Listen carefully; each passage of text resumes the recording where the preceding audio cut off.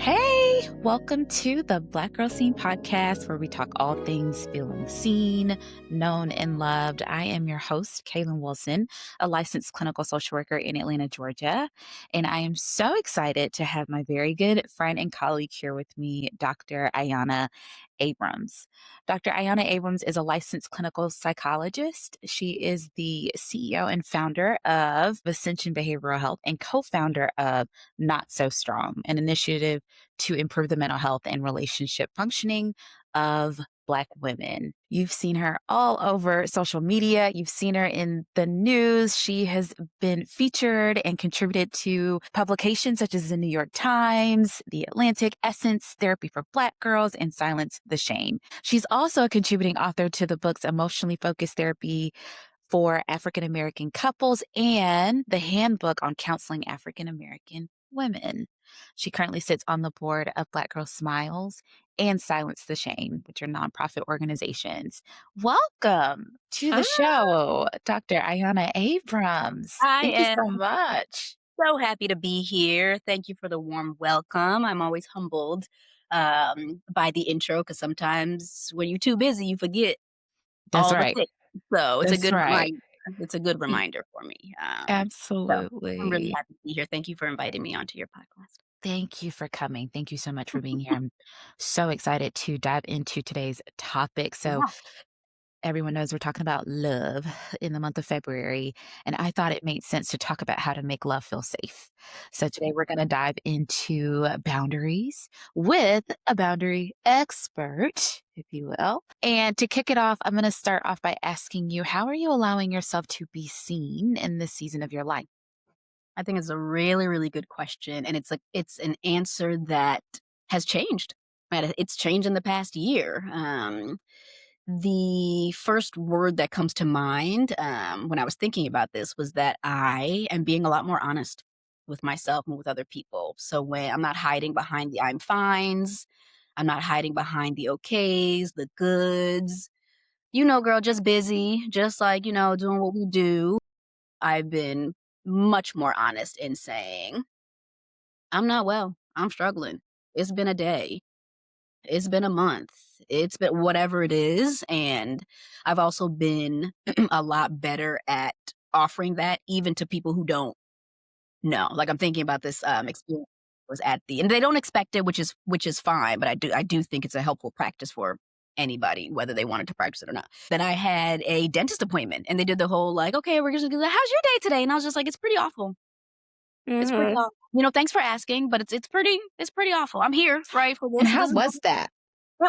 it threw her off guard, and that was something that I'm not taking responsibility for Mhm.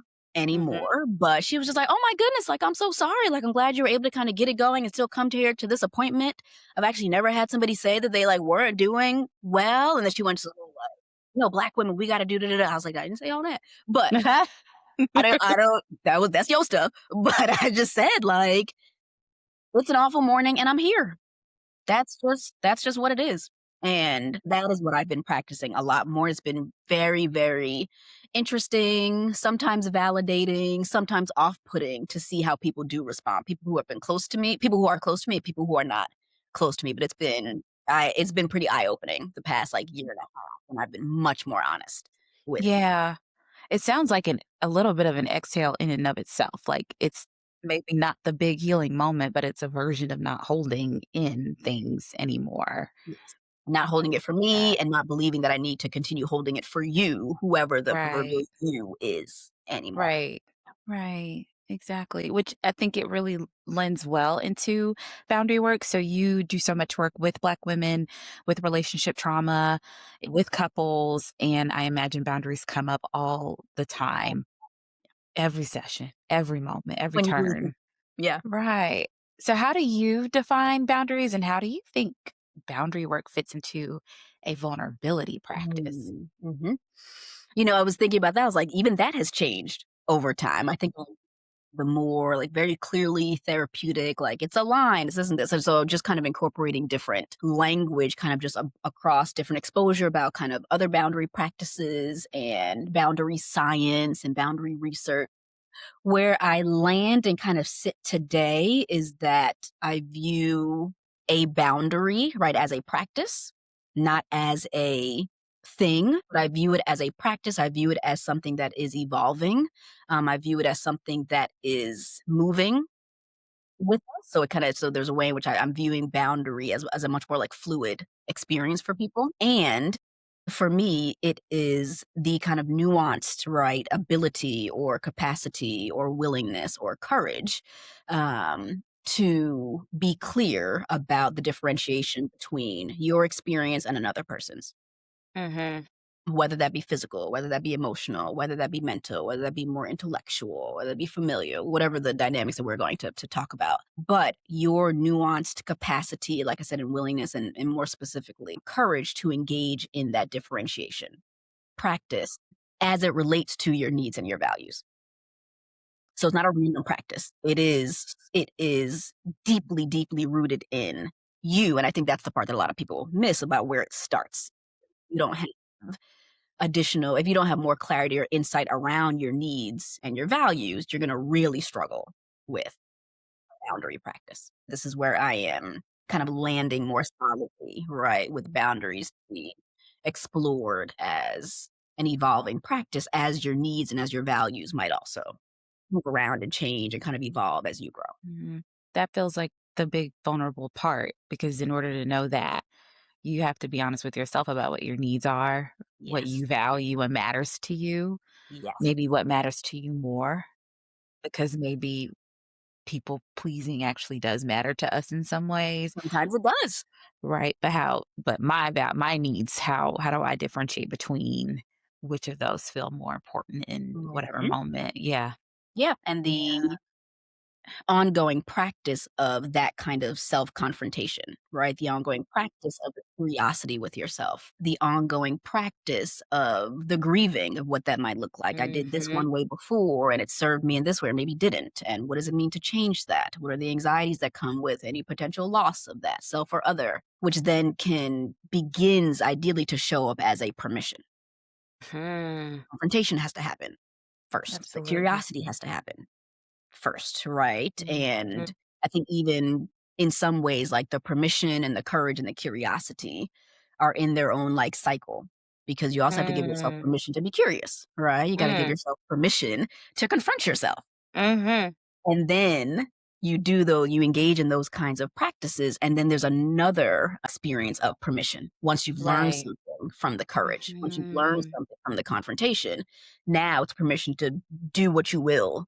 It's about weaving permission in and out of that kind of Yeah. Ooh. Curiosity, confrontation, courage, courage. Mhm, and mhm. permission weaved I throughout think you just gave me a praxis. bars. I No, think you just gave me bars. a praxis. You gave you a I praxis. mean, I have it, but when you say things out loud in a certain way, I didn't have it Exa oh, today. exactly. I Oh, didn't have that before exactly. today, not in that way, but we have it now.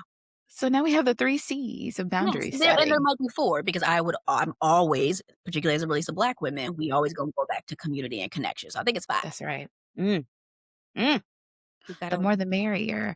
I oh, love that. that's And I so love that you just named community because I think that I always love to ask people what their relationship with boundaries looks like because I think we think about boundaries just blankly as something you do or don't do, something you're good or bad at, but we don't think about the fluidity of it in that way. So I'm gonna ask you, I'm gonna call you to the carpet if you don't mind. What's your relationship with boundaries? What's that journey been like for Mhm. you? Relationship today with boundaries. So my relationship with boundaries has been evolving. It is still evolving. When I think mostly about my relationship with boundaries, the themes tend to fall in, which I think is a lot of people, it tends to fall in buckets of a particular relationship, right? A particular kind of group or kind of meaning that I place around a certain set of people. So that might be, the way in which I view boundaries with my parents, the way in which I view boundaries within my friendships, the way I view boundaries with romantic partners, and all those groups of people, my boundaries can be vastly different, Mhm. vastly different. And the area in which I tend to falter the most is related to romantic partnerships. And I think it's the area Mhm. where a lot of people falter the most. But That's there are right. other people who really, really struggle with boundaries with parents. That's something that I struggle with more right, growing up because they weren't modeled. There wasn't permission. Boundaries are more so seen as disobedience and Mhm. form of some type of insurrection in there, like, right? Mhm. In friendships, I think as an adolescent, I probably struggled more with boundaries, maybe a bit into college, but Mhm. my confidence also increased in college. So my boundaries were Mhm. different, but my confidence, Mhm. it didn't decrease romantically or sexually. So the boundary, it's a very, very different thing where it's like, "Oh, I know that I am quite healthily boundaried over here and fluid and nuanced and all these kind of way in these kinds of relationships." But they disintegrate Yeah. over Yeah. here because of Mhm. some meaning I'm assigning, right, to my Right. need and how this person can meet it. So my boundaries were also developed and structured outside in. If they could Mhm. or had any evidence that they could make room for that or I was allowed to be that with them and they would stick around, then I could offer it in. But if I got any whiff or projected onto them that they couldn't, then they wouldn't exist. That's why I Right. talk a lot with clients and groups and women, right, about, boundaries inside out. They start Mhm. here and then they go that direction. But a lot of us thought that it's outside in. And how do you kind of realign that Mhm. understanding, that insight around it to then move your practice around? But in that particular room, my boundaries were outside in. When it comes to authority, my boundaries were outside in. Right. When it came to, I think, some work-related things, not as many, but, and I think Mhm. me being in private practice also really, helped that, but that was Mhm. another area that I think was related to more authority, being a daughter of Caribbean immigrants, right? It Mhm. was outside in. If I can get it Mhm. met, then I get to have the need. But if Mhm. it will be met, I move that need around, I fragment it, Mhm. I think I disappear it. It don't ever go away. Mhm. Right. I minimize it, I It's fragment just it. hiding So it from others. mhm, exactly. That's more relational, but the other pockets for me, right, in terms of boundaries related to how I govern and how I steward myself would be more so Mhm. related around sleep hygiene, financial Mhm. needs, Mhm. time management, things like that. Mhm. Fascinating, right? That's Mhm. we working because we Listen, we ain't there yet. hey, We ain't there no yet with one that one. no one's perfect. It's evolving. It's evolving. It's evolving. It's evolving.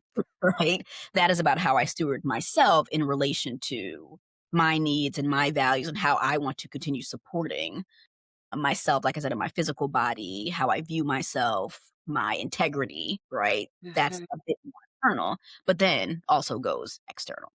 The relationship Mhm.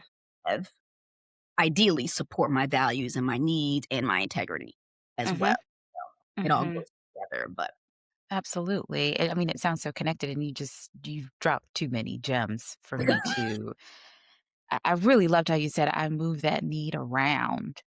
There's no way that's what we're always doing when we're negotiating a boundary. We're asking ourselves, do I want to hold this need and do the discomfort work of presenting it, or am I going to figure out another way around this because it feels too scary to present it? And I get it. I get it. I think even when you think about time and procrastination, there's something uncomfortable about showing up with the integrity of what you said you were going to do in the moment. And it feels less important to hit that deadline than to take a nap. I may yes. or may not have done that earlier today. And there is something that's really challenging with that confrontation, as you said earlier. And I get that. I really get that. I think if I had to answer the same question, I would say that when I discovered how important it is to do the inside out, how much it's so much a self boundary, that's when things shifted for me. Because for so long, it always felt like I got to find the right way Yes. to tell you my boundary to get what I need, or I have to do it at the right time. Or, okay, maybe if I just don't say anything at all, right? Like, just really dancing with, like, how do I do this? Forgetting that, like, the boundary that I set with me is first and foremost, Yep. and that the Because boundary really is mine. what do you actually learn when you do the dance? Like, what happened for you when you Mhm. realized how much you were dancing? Oh, I kept doing it. I was Yeah. I was 8 counting all weekend, Cupid shuffling. Cupid all shuffling, weekend. right? Yes. Still don't know the Tamia dance, Yes. was just getting it, right? It's Because a you're moving target. it's a It's a moving moving target. it is a moving target, and it oftentimes didn't make anything better. I am Mhm. just dancing. I am Mhm. tired. I am Mhm. quieter. I could Mhm. do this in a lullaby, in a whisper. I could put it in a song. I could yell. I can Yep. say it very, sternly and kind of very Yep. assertively. I could put it in your language. I can make sure I don't do it Mhm. before you go to bed, or gotta wait until after you've had your morning coffee, or don't Mhm. do it don't do it on a weekend. Don't do it while you're drinking. Right? You Mhm. can find all these different ways. Yeah. It is up to you. The part that is up to Mhm. you is navigating the courage to lose something, to risk something, the whichever it is, right? Mhm. In order to build the confidence, or if you are more focused on the control. Right. And we tend to be more focused Mm. as like our risk management, Mhm. but it doesn't make it any less risky. Mm-mm. It actually puts you at more risk. And that's what I learned Yes. over Yeah. time. I'm much more at risk when I'm not courageous Mhm. about So we talk about vulnerability, and there's something about practicing vulnerability without leaving yourself textbook definition like Merriam-Webster it. vulnerable. Vulnerable. Mhm. We want to be psychologically practicing vulnerability with the access to intimacy and connection without actually putting ourselves in spaces that are not safe, and without boundaries, we then lose that level of safety. I hear that. What's your take on, specifically for Black women, because you named your heritage being a child of Caribbean immigrants. We share that, and we all have different relationships to our Blackness. It feels really important here to name, right? When we think about our relationship with boundaries as a community, what's your take on why women of the Black diaspora tend to struggle with setting boundaries? I mean, that's not a conversation that can be answered without mentioning the roots in racism, sexism, misogynoir, like all the isms that are there, Mhm. right? That how are you going to learn? How are you going to develop a practice of that type of sovereignty and stewardship when you were never offered Right. that, right? When Mhm. literally your body was not your own, when literally Mhm. anything that your body produced, right, was not your own, you don't have access to that type of sovereignty, Mhm. right? The root of a boundary practice is that sovereignty, is that like, "Oh, I can steward this. I have Mhm. some agency in some Yeah. way to navigate or influence something." So when that is, 1, either not taught, or 2, stripped and stripped violently, Mhm. quote unquote boundaries aren't an option. Again, there are obviously many, many different forms of boundaries, right? Right. But when you think about the more kind of, again, like macro boundaries around Mhm. body autonomy, around relationship autonomy, around childbearing and Mhm. rearing, right? When none Mhm. of that is yours, you Mhm. can't teach someone else that Mhm. they are theirs, right? We don't raise Mhm. children to believe that they are theirs. We Mhm. raise children, so even now what we see is that we raise a lot of children to believe that they are ours until they're old enough to be theirs, Right. versus you are always yours, and I am Right. helping you steward your relationship with yourself. Right. I was raised was that I am not mine Right. until my parents, commu whatever it is, would deem me mature enough Mhm. to Mhm. still be mine. Mhm. And then Mhm. abrupt like, "Well, I haven't taught you to be yours, but now you're on your own, and now you're Mhm. yours, and now you should do everything well and at Mhm. this level without me. You also shouldn't need anything from me anymore," all this kind of stuff, but you haven't really helped steward me to be my own in these Mhm. ways. That was something that Mhm. was not like, I wasn't taught financial literacy. I Yeah. wasn't taught kind of practices around friendship. It was modeled, but I wasn't Mhm. taught about how I develop friendship based on Mhm. my interests, my likes, my whatever it is. I wasn't taught romantic or sexual autonomy and kind of how to relate to that. I was taught Right. that the boundary needs to be you never do this, Just don't do it. Mhm. or how to do that based on your Mhm. integrity, your needs, your trust of yourself, like those kinds of things. Mhm. Not honored, not fostered. But again, the expectation is that I now also do all of these things in a way that still supports and adheres the family name and the family values and the cultural values. But again, if Mhm. I'm not taught that all along the way, Mhm. opportunity to learn my Mhm. own dance, to get Yeah. used to my own feet, to figure out what shoes I'm wearing on the dance floor, like all those kinds of things, Mhm. then it's quite disorienting to be Yeah. to function a certain way Mhm. at a certain, Mhm. I would say, high level, Mhm. given my upbringing, without having the backdrop for that. So a lot of that I was now learning Mhm. on my own in my 20s, mid-20s, 30s, and 40s. This is a long Right. learning process, right? Um, Absolutely. again, when you are not offered those experiences, and again, the permission to practice and regroup and come back to a safe base and try something again over, and that's what I love about therapy, right? Over and over and over and over again. You just don't get to learn that. So the developmental stages right around a boundary practice will happen much later for you. And Mhm. that's what I see with my clients all the time. They are beginning a larger boundary practice in their 30s, 40s, 50s, sometimes 60s. They Yeah. don't have the language, they don't have the courage, right? And something has hit the wall or hit the fan Yeah. enough where they're just like, "Something has to now change. I've lost all these Yeah. years not having this." So I think that was beautifully said. It was powerfully said. Like, it's so historic. It's so generational. I think, anyone who can relate to what you're saying and knows that they didn't grow up with that level of nurturing to dance with some real honest grief and maybe some anger about that while also holding the compassion that our families didn't get it either. And it's messy. It's it's messy. messy. It's messy. And the what looks very different, the parenting practice and the relationship between parents and children, parents and adult children looks very Mhm. different if there's some, again, confrontation kind of permission for us to be learning this together, right? If there's some Yeah. responsibility, feeling like, oh, I want to be able to offer you some form of this. I've got to learn it for myself though to be able to do this Yeah. versus the, well, I didn't have them and I turned Mhm. out fine, whatever it is. So you don't get to have them Right. either, right? But again, I want to Mhm. raise confident children who are all these kinds of things, but this is Mhm. where confidence starts, right? For children to be able to have access to their no's and their yeses and their maybes and their not nows, and they're not Mhm. like this, and they're like that instead, like, all the language around that, all the very nuanced language that they can develop at a younger age, they don't really get that until they're a lot older. And it doesn't mean Yeah. that they're gonna get that in all their relationships. It's oftentimes when people are, Right. that we are oftentimes giving people language, like Mhm. basic language first, right? That there's Absolutely. nuance. Not yes, right. So, Mm. that clinically in the community, in my friendships, in my family, in my romantic relationships, like that is always under whatever the larger themes. Yeah.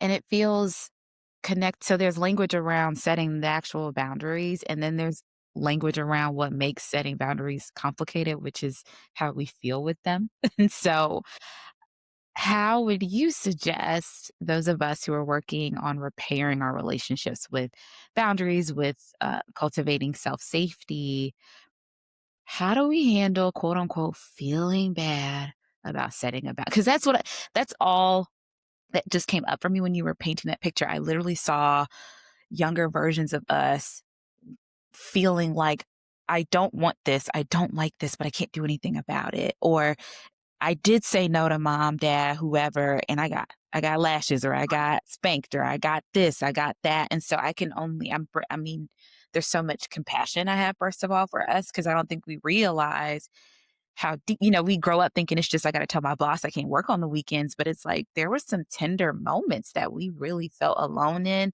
when we tried to do this. And now all of a sudden, you come to our offices and we're talking about boundaries, like that feels, like Or all oftentimes of now us. that you're seeing it all over social media before you even make it to Right. our office. You're seeing it Exactly. all over social media, right? Yeah. With this call to action. Set boundaries, Mhm. set Yeah. boundaries, right? And people really, as you know, they don't know what that means. They Right. do not know what that means. Oftentimes you might swing to the whole other end of the pendulum. Know everything. Mhm. Know Know that what it is. Know what everything. it is. Know it, right? So Here's the walls. yes. Absolutely. So in the reflection or kind of the insights around the feeling bad, right? What I say to most, if not everybody, is that there's a part 1 and a part 2. The most, frequent question, that I usually get around a boundary practice is, how do I say ABC without feeling bad about it or without them getting upset about it?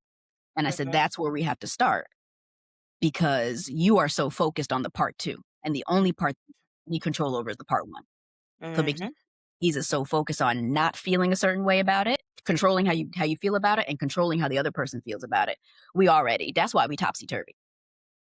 You're already outside, Right. alright? So, yeah, that's when I say that's the most frequent question. How do I do this without boom, without essentially like, how do I just do this and get exactly what I want emotionally, practically, whichever it is, right? So really helping people to, again, confront that they don't have control over the part. They can use it as information, they can use it as data, it's risky. How do we then to some DBT skill, dialectical behavioral therapy, skills around emotion regulation and distress tolerance and how to offer room for that and kind of what data you can get from that, which don't nobody like to hear. But that is the practice, right? Dropping the part two, dropping the part two of the after the without. How do I do this and this? And based on the question that clients are often answering, that gives me some data about whether they are lacking the courage or lacking the language, or both. Times what I see, the majority is that people have the language. They know the violation, they know the need or the want. Boundaries also not always based on need. Sometimes it's about stuff that you want, which is fine.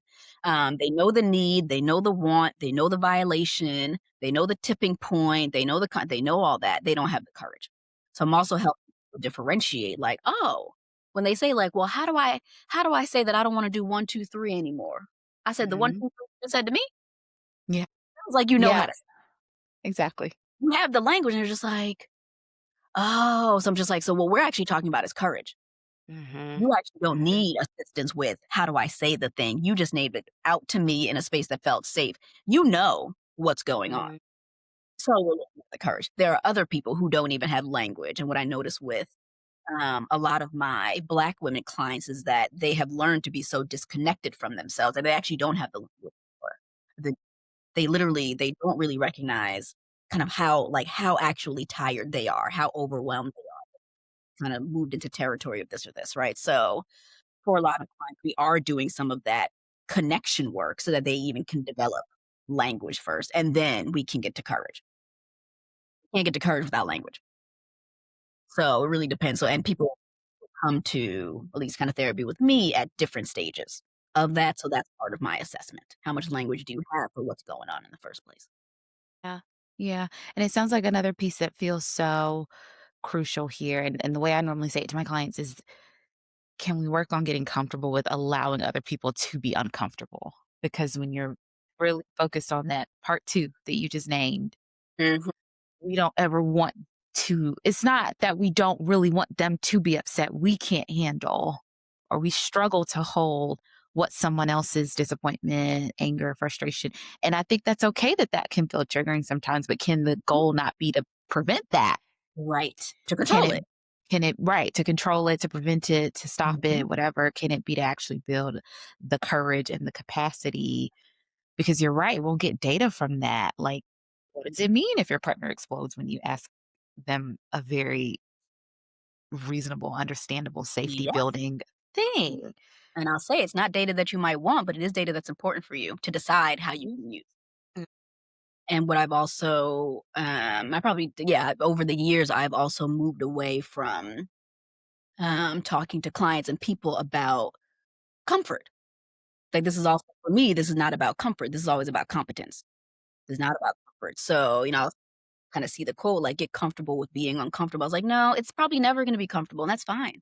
That's not really what the work is to make yourself comfortable all the Mhm. time. We got a whole It's other like getting it's like becoming comfortable with how uncomfortable discomfort will always be. yeah, yeah. I call it familiar discomfort. Mhm. Is getting familiar with it, but it's building a Mhm. competence. Can I tolerate Mhm. this? Mhm. Alright, so for Mhm. me, it's not actually about helping you feel comfortable Mhm. with someone else showing discomfort towards you. That more than likely will never feel comfortable for you. That's why we take that part off the table. Can you tolerate it? can you give space to it? Can you get curious with it, right? So we're actually looking at, and that's how I help clients be a bit more, strategic to kinda see a boundary practice and distress tolerance and emotional regulation as it's a skill set. This is a skill set. This is not about your internal capacity to just, again, to feel comfortable with everything. It's about being able to pull out some skills when confronted, right, with that experience. Yeah, it's like you're never gonna be done. You're never gonna be it's not about it being complete and being able to whip out a boundary and then being like, "Alright." It's like, how do you show up in this moment when it inevitably shows up? Which it also brings another point. I think sometimes when we think about boundary work, we often reach for the least comfortable, the most triggering, most traumatic versions of it, but we forget that boundary work is actually a pathway to connection, and we can meet the absolute love of our lives. We can have the best friend in the whole wide world. We can have the most incredible relationship with our family, and boundary work will still be challenging. How would you frame for a client, someone, the way that boundaries can actually build the love we want? Yeah. So for me, boundaries boundaries builds, right, this path towards connection because it's clarity. Boundaries offer clarity. They offer clarity, they create clarity, they demand clarity, right? You're not going to feel connected with people. You're not gonna be able to access intimacy and kind of deepen a vulnerability practice if there isn't clarity about what is going on. Clarity about the differentiation, right, between you and this person or this group of people or whatever it is, right? And boundaries offer a lot of clarity. And the part of the practice is that these are repetitive. It's not a one time thing, right? It's about creating some consistency around that clarity. I will continue to show up in this way of, again, what I like, what I don't like. I don't like peach cobbler, so everything Mhm. you're not going to see me eat peach cobbler. And that's why I said when I'm also talking to clients, I'm also really helping them see that boundary work is macro and it's micro. We are setting. Mhm. I told you, like they'll come in and say, like, "I'm not good at setting boundaries. I never set boundaries." It's like you had to set a boundary to make it to disappointment. Right. You do set boundaries all the time. You Yeah. wake up to an alarm. You do that, like, you people set boundaries all the time, and other people are setting boundaries with you all the time, so even this language around, "I just don't know how to do it," is false. You wouldn't be able to do this or this or this and this ever time limit. Yes, you can be off with time or whatever it is, but nobody has Mhm. no practice in boundaries, right? No, right, we're prac Yeah. so really helping people to see how global a boundary practice is, right? You leave work time, you would have missed, the PTA meeting if you didn't set a boundary. In You would have missed whatever it is if you didn't set a boundary. You wouldn't have made it to vacation if you didn't set a boundary.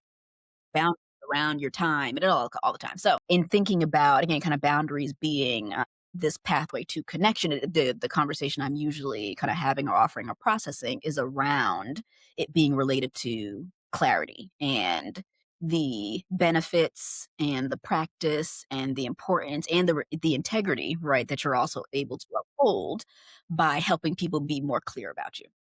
Again, it's not that internal, the in, right? What are you clear about? What do you Mhm. sometimes building clarity in that you can offer as your boundary practice, right, to people? But this is clarity, this is repetition, this is learning, right? So that's what it's all about a boundary practice being learning. And for us to learn stuff, it has to be repetitive. Some people get math on the first try, some people get spell whatever on the first try, but we're in class for a whole marking period or semester hearing the same terms over and over again. Right? We have homework because we're applying the same practice over and over again. You learn through Mhm. it's no different with bound and for other people. We have to Right. repeat stuff for them to learn about us and about who we are, what we need, whatever that might look like. So a consistent boundary practice helps to build clarity.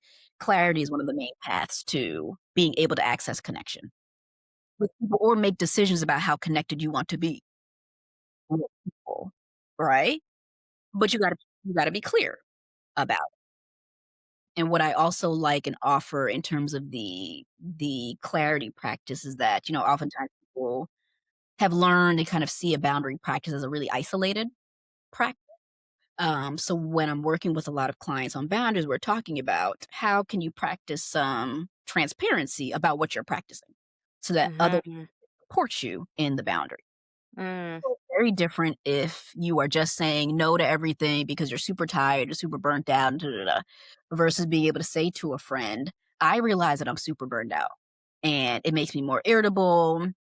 I am, losing weight. I'm kind of losing pleasure in something like this is happening. So I have really worked to like restructure my sleep habits. I am staying up way too late. So what I'm going to start practicing over the next few weeks is that I'm not going to be on WhatsApp or on the tickety talks, after 10:30. I gotta be, I gotta be in bed. So if right. you see me, so like, if you're gonna message me, whatever it is, but like, if you see me on there, send you a message after 10:30, please like Mm, to the bed really, really trying to practice this thing. Like, I am just undone over here. Like, there's a way in which we can bring our community into the practice so it doesn't feel so siloed, so isolated, so hostile, right? So, like, I'm up talking to you. If you would stop calling me, you are able to kind of offer this as a practice, and that will also give you data to see who supports you. If you say that to a friend and they say, well, what I'm gonna do Friday nights now? Like, you can't go to bed on Friday nights. You my drinking person, my drinking buddy. Da, da, da, da, da, da, you my wing woman. We need to have a conversation about that because if being a woman is more important to your friend than your burnout, we've mm. got to some things to confront. I love that you just said that. And there is a spoiler alert for whoever has not watched the new season of Bridgerton. I'm just putting that out there, but I Which just I haven't watched. done, but yeah, okay, It's a small, I'm not gonna, okay, it's like a partial okay. spoiler alert, but I'm there not was going. a Look part. at this thing. I'm not going.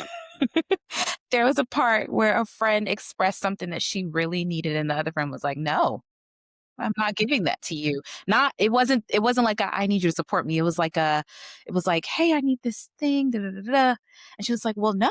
And then after a while, she was like, "Wait, that's not I can't do that as a friend, and I'm gonna now tell you that what I really mean to say is you doing something that you need is hard for me, but I see what you need. Here's what I need in return. How can we both meet?" Basically, that's what happened. When you Totally different see it, conversation. totally But it's different conversation. But totally up until different. that point, she was like, "Yeah, no, I'm not doing that." She was like, "Forget that." And it had me weak, but and I brought it up because that's what I appreciate about talking about boundaries in terms of community and in terms of how it can Mhm. generate love, because we're not perfect. You are so right. If a friend is not available for a moment that you needed them, that might sting, but that might not be a portal for like that might not be a portal for arguing and now she doesn't love me. Maybe it's more like, ooh, we're doing life next to each other and something's coming up. How do we show up for each Things other? changing. Something's Something's changing. changing. Right. And then it also invites the self work around like, okay, hey, here's what's triggered in me. Here's my discomfort. Here are my needs.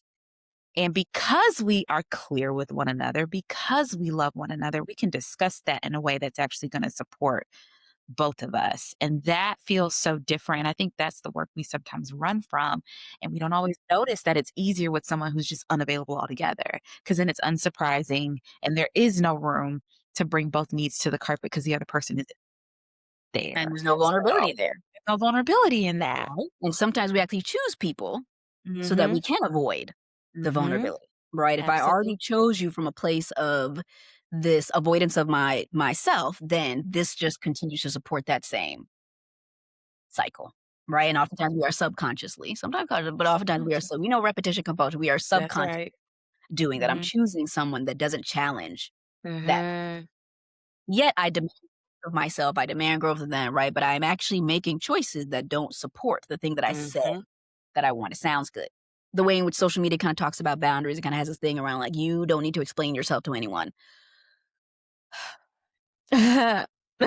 We're rolling our eyes.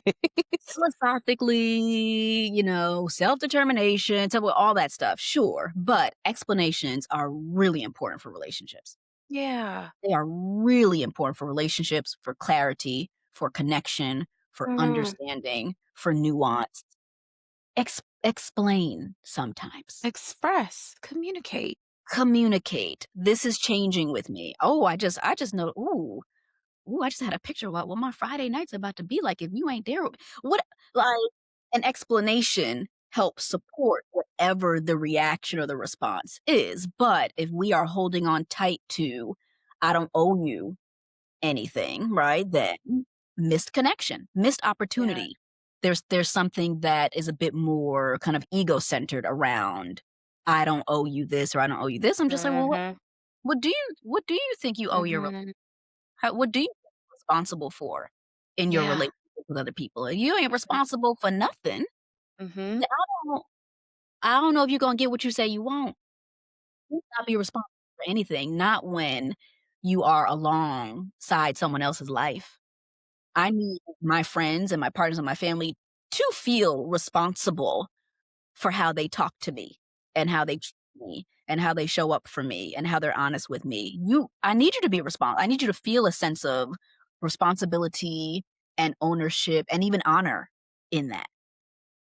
Because if you don't wanna do that, which again I learned the hard way, like, "Oh, you don't wanna be that kind of person to me. That's why this shit ain't happening. You didn't even want that in the first place. You don't wanna be that to me. You don't Mhm. wanna be responsible for Mm-mm. that with me. Oh, I thought you wanted that. I Mm. thought you I thought you I thought you I thought you wanted that. You don't want that." Exactly. That so I'm over here disappointed Mm. when you actually You're showing me that. you told me explicitly, and then you've told me in other ways, like, "Oh, you don't wanna be responsible for me." I again, I was in my own denial, but, like, once that clicked, like, "Oh, you don't want the responsibility of relating to me in a way that shows care and shows this and requires discipline and requires this." It's like, "Oh, okay, I can do that's And dangerous I for me." don't know, is it sometimes it's denial, but sometimes I think that's what we learned it looked like. Oh, sure, Sometimes we just mine was learn I was in okay. denial. There was data. There was data that I denied, and it was And other I'm stuff, yeah. and we still gonna hold compassion for, like it's easy to reach for denial when you Yes. like, "Oh, here it is again. Oh, All this yes. stuff Oh, I've been yes. through." But, I mean, you're so right, and it it brought me back a little bit to the racism part because not a little bit, a lot of it, because there's this way we learn that we don't matter and our communities don't matter, and, everything that you own or do is commodified and taken, and then just the harshness of everything and the coldness of everything, and so sometimes when we are reaching to feel empowered again, then we reach for the same coercive and control tactics that were used on us, and it trickles down. It Yes. trickles Yes, down. It and we've happens been on the taught big that those stage. tactics work. We've been Right. taught that those tactics are why we are as successful as we are, and I was like, "No, no, no, that's Mhm. not how you got to the success, baby. Right. That 1, that wasn't how you got to the success. 2, you also weren't taught that you can also get to success without that." Yeah, Right, and exactly. I firmly do believe in, post-traumatic growth, but I don't think that trauma is required for growth and success. You've been That's taught that right. it's required, like, you gotta go through hard so you don't got to go through that. Yeah. You don't gotta Or go through that. carry that with us in That wasn't this. a requirement for you to Mhm. get, this money or this whatever. That wasn't Mhm. struggle love, like, that wasn't required for you to get to Mm. a relationship because Mhm. we're so focused on or oftentimes we are very focused on whatever narrative we create about the outcome, but I'm just like, "Yeah, but you're leaving out all the parts that were eroded and corroded over Mhm. time. You're Yeah. leaving out all the loss to talk about, Mhm. look at how I am and who we are now, but baby, you lost a lot along the way. Mhm. You lost many versions of yourself along the way. You're not connected with her.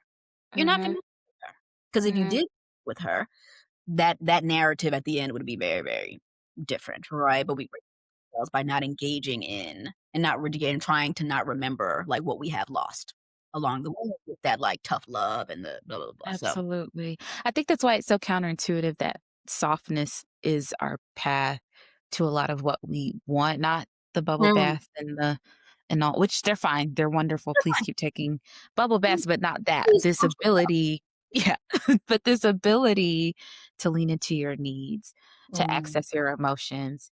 And then I think I've been hearing us talk and I'm like, that's why I also say offer a boundary because I'm mm, offering you something.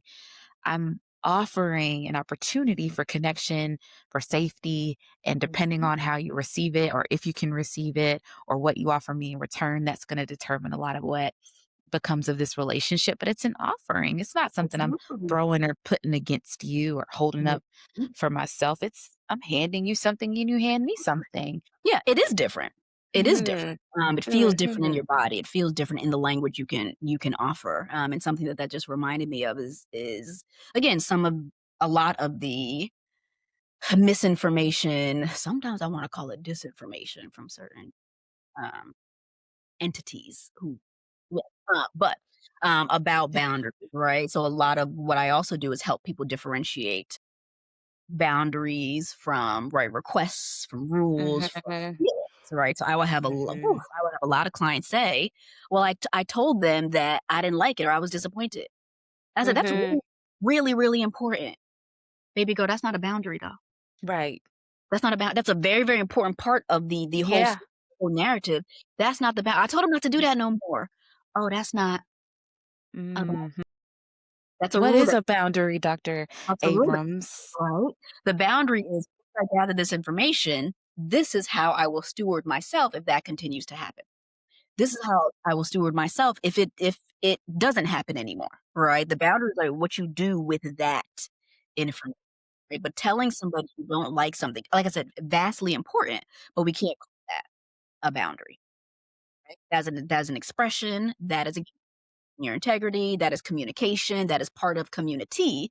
That's not the boundary. The boundary is then, oh, as you continue to do that, hey, I don't make myself available for conversations when people are yelling at that doesn't support me. That really, really throws me off. Whatever it is. I'm not available. Once you start, right? Oh, I don't talk to people who insult me. I'm out like I'm out. As opposed to you can't yell at me or don't yell at me. That's not You can't talk to me like that. So he keeps violating my boundaries because he keeps da da da da. I said, well, I don't. The boundary is yours, right? You can offer to people, again, I don't tolerate disrespect. My next thing is, well, what you gonna do about that? What does your not tolerating it look like? Right? One of the a thing that a lot of clients or kind of people say, they use this word, I made a video about it a while. They use this word like, the way this relationship is going is unsustainable. It's just not sustainable. I said, Mhm. that's fair. What a boundary looks like Mhm. is not sustaining it anymore. Yeah. But Exactly. you can't come in here telling me something repeatedly is unsustainable and you are finding ways to continue to sustain it. That's So what you're right. saying is that it is sustainable, not in a way that supports you, Yeah. but You're it's sustaining sustainable. it. It's being sustained. That's It's funny. being That's sustained, real. right? That's real. It's Mhm. being sustained. Sustained is in the room with us. This is unsustainable. So I will. So depending on the client relationship, I'm like, act like it. If it is unsustainable, act like it. That's the boundary. But you continuing to tell them that this is unsustainable if you keep doing this, sure, act like it. People will respond when you act like it's unsustainable by not being available to it anymore, by not offering funds to it anymore. Like that's how you like move towards the action of, oh, I am not going to continue to sustain this thing because I don't believe it's sustainable healthily. So I've got to stop contributing to it. But if you ain't gonna act like it, then you haven't set a boundary. You know what I think helps me with that is when I'm not internalizing the behavior that I say I'm gonna set a boundary around. If Say I'm more. What do you mean? if I am taking this responsibility for how you're treating me, or if Mm, I am making it mean something about me, right? Going back to all the things we talked about yeah, before, all the reasons why setting boundaries are challenging in the first place, that I feel like I need to do more to harder. Yes. change you or it You or something versus noticing like, "Oh, I see what you're doing. Now I'm yes. going to choose what I'm doing." It's like a separation It's the that differentiation like we talked y about at the top, yeah. right? Mhm. But needs Mhm. to come from that place of clarity, right, in your own consciousness that we are different. I get to be different from you. I do not have to absorb this. But if I can't differentiate myself from you, if I can't even tolerate that, I'm going to like feel and kind of be responsible for you and your stuff and always kind of insert myself into this larger story, right? My larger story has always been some version of, well, this can't happen over here for me because they need me to do this. They Yeah. need me, and I have the skills to give them what they need, but they don't have the skills to give me what I need. So I'm gonna just get my needs met over here. But my narrative was that they really need me. And if I move this thing around or add stress to them, right, by offering my clarity in, it's gonna, Mhm. and I need to be who Right. they need. And you also, I don't help you learn what's yours versus mine if I keep blending myself with you, right? I'm gonna age myself if you know the show Alex Mack Mhm. or the You Nickelodeon. already did that when you called it the Tick and Talk, so this is alright. I'm right there with you, but you already did I'm a that. woman of a certain age these days. That's right. But things would happen and she could make herself this liquid and move into different rooms and like do all this different kind of stuff, right? So if you are molding yourself, if you're the sponge or like whatever kind of metaphorical thing that doesn't allow you kind of a solid core or kind of nucleus around yourself, that's what's going to continue happening, right? And I made myself responsible for things. So that also when things happen, I wasn't holding anybody else. I was like, well, that's my fault because I knew better because you couldn't do it. Why'd I give that to you if I knew that you couldn't do it because my narrative is that you don't got the skills to do it? My boundary practice would be, well, why how close are you getting to people who don't have skills? So that you need to keep you in whatever kind of safe relation with it. Like, what do you understand about getting close to these people or creating partnerships or whole lives with these people? What is that's your boundary work. And then there's the other boundary work of like, even if I'm going to get closer with them, can I still differentiate myself? But it wasn't doing them a good service around their own sovereignty as well as mine. So it's not only harmful to you to do that. Right. It also Yeah. really significantly undermines or handicaps other people. How to wrap this all up, Yeah, yeah. what would you say to a Black girl who has been hiding by Mm, avoiding or struggling with or even dropping her boundary practice so that she could start to feel more seen? mm. What would I say or what would I ask her? Mm. Because my immediate thought when you use that language, she's dropping the boundary, she's avoiding being seen. Like which I was something I would directly ask to a client. Like I'm just curious about like what you're scared of. Mhm. What are you seeing on the other side of yourself? What are you seeing on the other side of that? Like, I want them so what I'll talk about with clients is like, I'll walk them through the stress cycle. There's something that's on the other side of that, that you have a story about your ability or capacity to navigate or tolerate. So I talk Mhm. about a lot of like mistrust. Mhm. So once there's a gauge around that, then we get into a like so yeah, so what I might say might be, "What are you scared of?" What I might say to a Black woman who has dropped her boundary practice is, "When did you lose trust in yourself?" Mm. Uh, Mhm. say is, "You have permission to trust yourself." Mm. There's a mistrust in the anxiety. Anxiety is about mistrust. So I would probably frame it in language around loss of trust or maybe not developing a trust, in the first place and Yeah. kind of pair it with some permission to trust yourself, right? Permission to use yourself. I know I don't say love because love is such a it gets all big for people and it's not, hard when it's skills based for people, but it would be around a like a permission to listen to yourself, Mhm. a permission to trust yourself, a permission Mhm. to, again, be yourself, but say the things out loud, right? It gets to some we get back to some point around like courage. But again, starting Yeah, with, permission. I love that. What would you how would you summarize that? Like, what came up for me was to the Black girl who stopped trusting herself at some point. Mm. I Mhm, see you. mhm. How would you say that? Yeah, to the Black girl who never learned to trust herself, to the Black girl who never learned that she is a trustworthy guide, like, for her life. I see you. I see to the Black girl, yeah, who never knew that she could start with her, Mm. first. I see you, because oftentimes we're, again, taught to listen to others and then so, but, Mhm. that's where the mistrust Mm. begins. Well, thank you so much for being here. This was incredible. How can people find you? So, as I always say, like, I run my mouth the most on Instagram.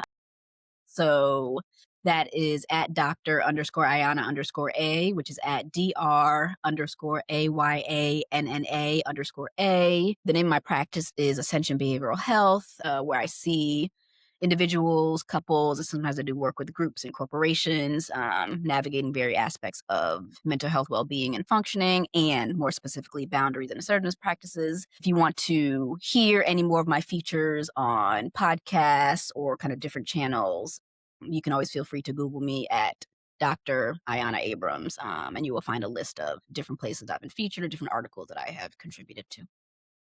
Awesome. Well, you heard her. Make sure to follow her on Instagram, find her across the internet. She's all over.